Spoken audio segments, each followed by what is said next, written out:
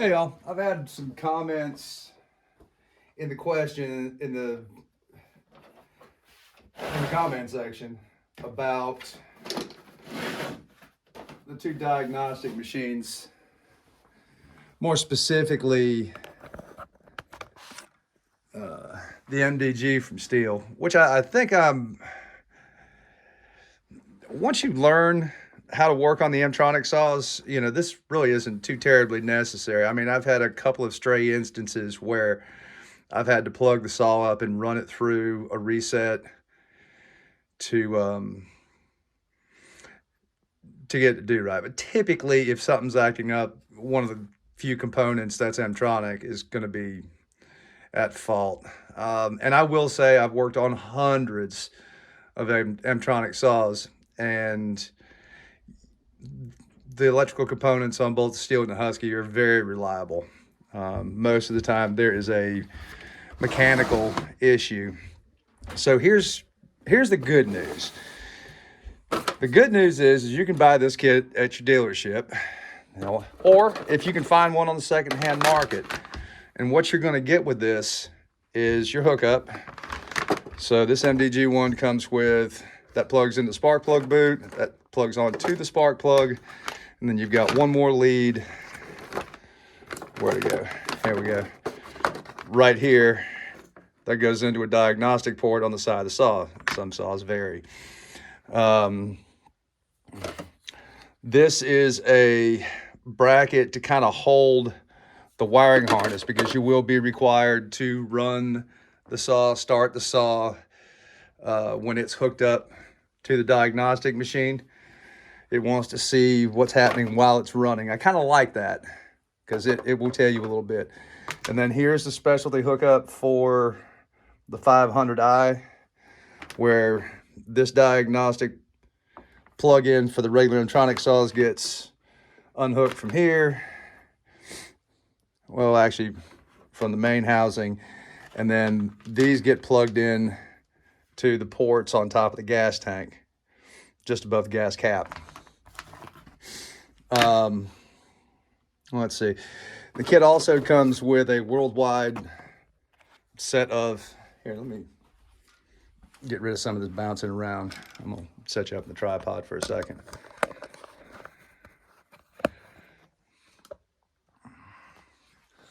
So this is basically every plug-in in the world. It's got the European stuff.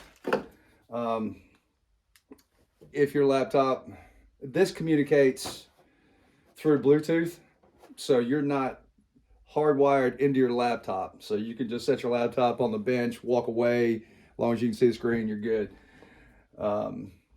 So most modern laptops are going to have Bluetooth. If it doesn't, then they give you a little stick. But these are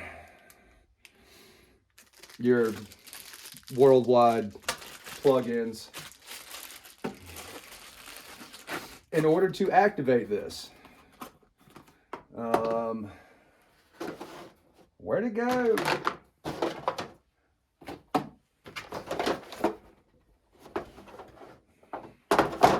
I just had it, because this was the question that someone had.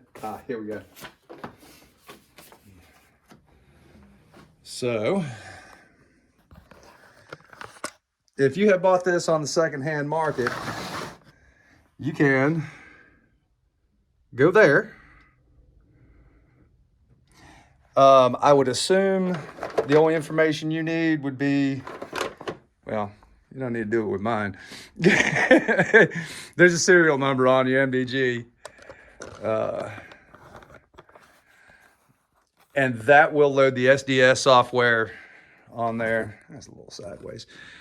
And you shouldn't have any issues with it. There's regular updates. There's no annual charge. Once you buy the unit, you own it. It's yours. Now, don't buy one of these on the open market.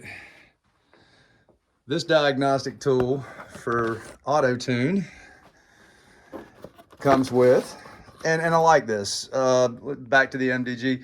That's just going to run your gas powered stuff.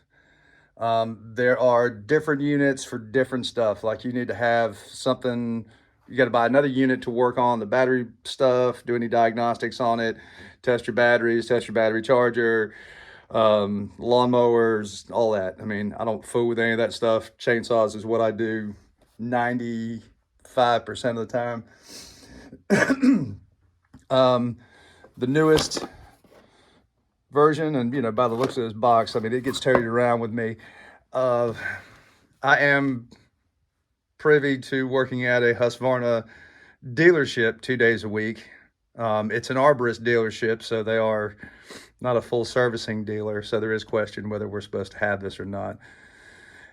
But I do service work for them because we are listed as a servicing dealer when you look up dealers near me. So what you'll get with this, now that is the most current looking box. This is the original box that the dealership got years ago when we first got some of the 555s, 562s, 550s. This is actually going to be plugged into your computer. This does not communicate via Bluetooth. This is a hardwired giddy up. You'll never run a saw with it hooked up. This is all while it's, you know, this is bench time only. And then that extra cable right there is to do your diagnostics on battery, charger, and battery powered equipment. So it's cool that this will actually do, you know, the new climbing saws. Now that's just on the professional stuff. I think the 4 and 5 series, the homeowner stuff, there's no plug-in for that, unfortunately. So there's your rundown. Here's some of the things I like. You can do a hard reset with that, even if the saw is not running. This, you've still got to take it through, you know, if it's a version 1 or 2, you still have to be able to get through 90 seconds of run time on choke. And if you can't do that, then this is pointless. You need to go track down what your mechanical problem is first. Well, which makes sense. But, you know, like I said, this is no magic wand right here. I hope some of you found this informational.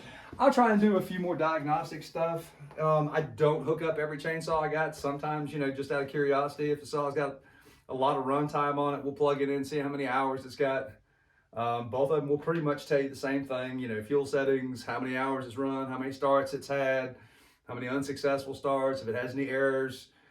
I mean, a couple weeks ago, I posted up a video on a 500i and it just shut off. It threw some error code and would not restart. Thankfully, I had the machine. Otherwise, this would have been a trip straight to the dealer, because without clearing that code, I couldn't come back up and run. It seems to be fine. It's been out in the field for 2 weeks and it hasn't come back. So fingers crossed that was all it needed and why it threw a code. It still had the original fuel filter in there. Guys, your M-Tronic stuff is pretty particular. That new orange fuel filter has a tighter micron rating. It's a higher flow, but you're gonna dump a few crumbs in every time you pull that gas cap off, put the gas cap on. So twice a year in commercial use, throw a brand new fuel filter on there and be done with it. They also recommend a spark plug twice a year. That's not as critical. And just a friendly reminder, anytime you do decide to change your fuel filter, make sure you dump the tank, use some compressed air, and get all the trash out of the gas tank. You will not be able to get it by just shaking it and dumping it. So just take a look in there and you'll see there's still plenty of crumbs floating around. Don't let that fuel filter on its first tank of gas pick up everything that the old filter couldn't. That fuel filter was incredibly clogged on that 500i, and you know, again, the whole thing got flushed out, new fuel filter, and spark plug, and it was off to the races after I cleared that code. So there's that. In order to run the Husqvarna auto tune stuff, you'll actually have to have a Husky rep come out and install that software on your computer. And then in order to use this, every time you open up the program that runs it, which is all, it's all still tied through the internet. So it's not like all the information's on your computer. It's still an internet-based diagnostic machine. You'll have to use your dealer login. So that's, you know, and it doesn't make any sense. It's not like you can change fuel curves. It's not like you can adjust. You can't tune it. You know, maybe somebody out there is smart enough to do that, but I think the majority of us, you know, just plug it in and run it through its paces and check to make sure that, you know, what you can check electronically, which is nice without having to get a meter out and check every last little electrical lead, tear the saw apart to do that. It'll do that for you just to make sure that you don't have a broken wire somewhere. But like I said, you know, this is truly a dealer only item. You may get some flack trying to buy this at the dealership. I don't know if we can sell that to you or not, but they can. And I've seen a couple of them trade on eBay, you know, where people have, for whatever reason, you know, don't need it, don't want it, whatever. I think the earlier versions of the MDG1 had a CD in there, which I think got you started, but I think it's still, I'm not smart enough. This unit right here is about a year old, and this is everything I got with it. And just that little card with the web address and then a user and password was enough to get me up and rolling. And I'm doing some stuff. And I think that was one of the reasons why I went ahead and bought this unit, was more and more of my customers were buying 500s. And I'm like, you know what? This isn't just a couple of random components like the regular Mtronics, like a 661 or a 201 or, you know, any of the other Pro Saws that are Mtronic. You know, there's only a couple of components. When something goes bad, it's obvious what's happening if you work on it enough. You know, they throw a definite problem or error or no start or whatever. So, you know, you learn how to do your diagnostics when it's acting up and what piece of that is failing. You've only got a temperature sensor on the side of the carburetor. You've got a fuel solenoid that adjusts and pulses the amount of fuel that the computer's asking for. You've got your wiring harness that goes from point A to point B, which is the carburetor to the ignition coil, and the ignition coil itself. And, you know, it's not that hard.